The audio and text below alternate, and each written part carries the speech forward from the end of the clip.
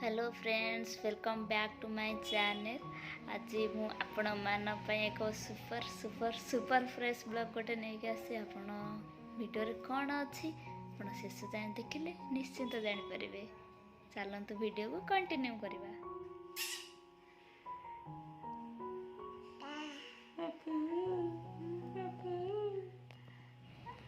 हमें बापा झील तो खाली गेल हम।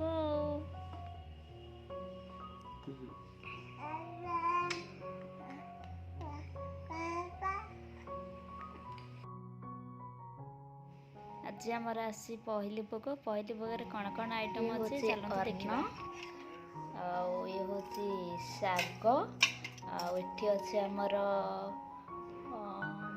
पिठा गोटे मुआ काकर आ गोटे पिठाटे एठी अच्छे आमर तरकारी ये हूँ डाली खटा खीरी।